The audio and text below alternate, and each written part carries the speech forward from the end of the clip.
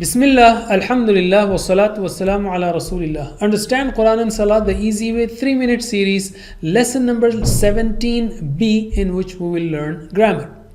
By the end of this lesson, we will learn 71 words which occur almost 24,600 times in the Quran. Alhamdulillah.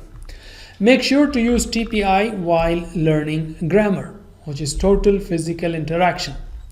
In today's lesson, we will learn the preposition ila, which occur almost 750 times in the Quran. Ila means to or towards, and we will use this in combination with he, him, ka, he, kum, na, and ha. Ila means to, and the best example is inna lillahi wa inna ilayhi raji'un. Indeed we are for Allah, and indeed we are to return to Him. Ilayhi, to Him. Raji'un, those who return. So ilayhi means to Him. Can you translate? Ilayhi, to Him. Ilayhim, to them. Ilayka, to you. Ilayya, to me. Ilaykum, to you all. Ilayna, to us. Once again, ilayhi, to him.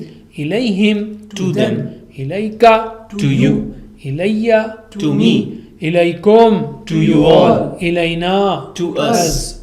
MashaAllah. Can you repeat after me in Arabic only? Ilayhi, ilayhim. Ilayhi, ilayhim. Ilayka, ilayya. Ilayka, ilayya. Ilaykum, ilayna. Ilaykum, ilayna. Before we go for spoken Arabic, let's take new words. Raja'a means he returned. So our question is, for the sake of practice, hal raja'a Zaydun ilayhi, meaning did Zayd return to him? So we'll say yes, raja'a Zaydun ilayhi, Zayd returned to him. So can you answer me in Arabic? Hal raja'a Zayd ilayhi? Naam, raja'a Zayd ilayhi. Hal raja'a Zayd ilayhim? Naam, raja'a Zayd ilayhim. هل رجع زيد إليك؟ نعم رجع زيد إلي. Yes, Zaid has returned to me. هل رجع زيد إليكم؟ نعم رجع زيد إلينا. Yes, Zaid returned to us.